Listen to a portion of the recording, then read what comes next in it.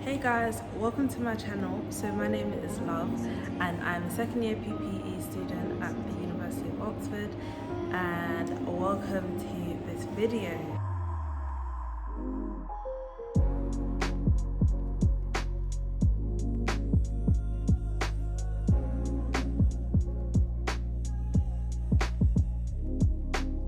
So as you can see from the title of the video, I'm going to be talking about how my economics interview went, and I'll also be giving you guys some tips, so certain things that you can do to help you prepare for your economics interview.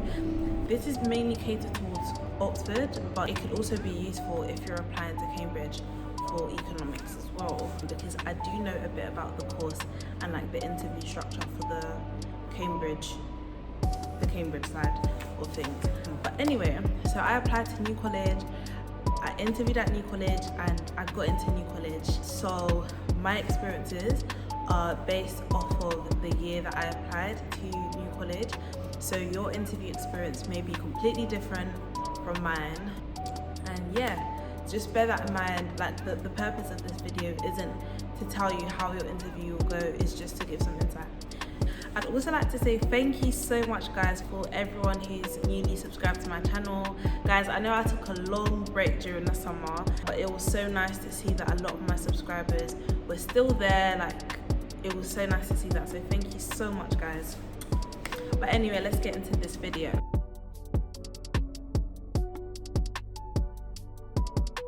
The first thing that I did to prepare for my economics interview was I reread all of the chapters that I'd mentioned in my personal statement. So the two books that I focused on in terms of the economic side of my personal statement was Why Nations Fell by Darren A. Smoglu and James A. Robinson. Guys, that book is so good. If you're interested in development economics, then I'll definitely recommend that book. I know that some second year PPEs have to read that book as part of their course, so that could help you in your personal statement. But if you're applying for straight economics, you might be a bit irritated with the book because it has a good combination with politics alongside the economics. So you might not really find the politics side too relevant to you, but I feel like politics is inseparable from economics when it comes to development economics anyway, so it might be useful, I don't know. Another book that I focused on, and this was like this was my favorite book out of all of the books that I read from my personal statement. It is called The Bottom Billion and it's by Paul Collier. I absolutely love that book so much. It's such a good read. That book again is all about development economics and why some countries are stagnant whilst other countries seem to have economically developed. So guys, another good read that I would recommend, I didn't mention this in my personal statement, but you could use it if you're interested in development economics, is Dead Aid by Dambisa Moyo. But yeah, so I reread all of the chapters that I'd mentioned in my personal statement, and I basically just tried to just master my personal statement so that if I was questioned on it, I'd be able to show a profound amount of knowledge. But in saying all of that, my interviews didn't even touch my personal statement. So not that it was a waste of time, because at least I was prepared. By the way guys, I studied economics at A-levels. If you've never studied economics before, then don't worry, I do have advice that I'll be giving you guys throughout this video, so stay tuned for that. But if you have studied economics during A-levels, then this could be useful. So this was nothing that I did to prepare for my interviews. I basically went through all of the content that I'd learned in class, and please, if you haven't done this, then I would recommend you to start doing this no matter what subject you study, because this will really differentiate you from all of the other students in your class, and will highlight like an authentic passion to your teachers that you have for the subject. So I went through all of the content that I'd been taught in class, but the way that economics was taught in my sixth form, and I have to shout out my sixth form Brampton, because Brampton was just absolutely amazing, especially in like helping me to get into Oxford. But the way that Brampton taught economics was they wouldn't just teach you the curriculum, like they wouldn't just teach you the syllabus. They would always go very deep and like very, very, very technical into the content, and they would like teach us very niche, unique and special little like tricks and just stuff that the average economics student in the country wouldn't know. So I really have to shout out my teachers for that, because I really appreciated it. But if you don't have teachers who teach you the content in that manner, then what I'd recommend you guys to do is to literally disturb your teachers. So during like lunchtime, after school, this is what I used to do during secondary school and even during sixth form. If I don't understand something, I'm going to my teacher. I always like to ask questions. If things don't make 100% clear to me, then I'm going to question the living hell out of you. And because my teachers were quite used to me doing that all the time, they started to teach me things that no one else in the class would learn, literally because they saw my interest. So I'd recommend you guys to do that, because it will be so useful in helping you to stand out from all of the other students, and it could help in like, the teacher's reference and stuff like that. And guys, the reason why I'm mentioning that is because it will be useful when I get to what actually happened in the interview. With interviews, there's no set way of how to prepare for it, because interviews are different depending on the college and also depending on the year. So there's no set way that interviews are done at Oxford or Cambridge or at a specific college. So yeah, that's one thing that I did that really helped me during my interviews. So just going over the economics content. If you've never ever studied economics, then I'd recommend you to try your best to learn the basics. So perhaps buy an A-level economics textbook and just like go over it. Obviously, don't do too much, because the tutors will know that you've never studied economics before, but I feel like it will just help you to feel safer, and I don't feel like it would leave you at a disadvantage to buy an economics textbook and just go over, or even just an AS textbook and just go over, I guess, the basic micro and macroeconomic principles. But if you haven't done that, then don't worry, no pressure, because as I said, the tutors will know whether you studied economics or not. Another really useful thing that I did, which helped me to prepare for my interviews, was I had mock interviews. So I had mock interviews with a mentor, I had mock interviews with teachers. If you do have mock interviews, don't just do as many mock interviews as you possibly can. Make sure that you really listen attentively to the feedback that they give you. Look at where they said that you did well in the interview, and also look at where you could have improved, and try to actively improve that for your next mock interview. Because guys, when I say that feedback here that they give you is so useful, it is so useful. So do not sleep on mock interviews at all. In terms of getting a mock interview, if you don't really have that much good teachers from your sixth form, then try to contact a mentor through LinkedIn. You could even message me or email me, and I could perhaps set up a mock interview with you. Another thing that really did help me was I'm subscribed to the Deloitte Monday briefings, and I would highly recommend that even if you don't study economics, because it's not that hard to like follow through. I'll leave the link for that in the description bar below, because guys, when I say it's so useful, even stuff like listening to the economics podcast from The Economist, that could be good. I listened to a podcast called the Weekly Economics Podcast on Apple, I think it's called Apple Podcasts, the purple app on your iPhone. But I listened to that. Again, I'll leave that in the description bar below. One thing that I did which really helped me to increase my confidence during the interviews was I'd read an economics article each week. So I went from reading the article to printing it out and literally analysing it and like cross-referencing and realising, oh, last week he said that there's inflation. This week I've read that the interest rate has gone up. So, you know, like just being able to cross-reference is a skill that will really help you during interviews. Another thing that I did that I'd recommend you guys to do is to stay up to date with state of affairs, economic state of affairs, business state of affairs. And guys, I know that it can feel quite intimidating just hearing, okay, like you have to keep up with state of affairs. When I was told, love, you have to be up to date, I was thinking, how do I do that? Because I don't even watch the news. Because every time I watch the news, it's just bad news. But how do I do this? Guys, it's so simple. You could start off with just watching BBC News every night, because they normally do cover topics that are relevant to economics. For example, how the petrol prices rose dramatically.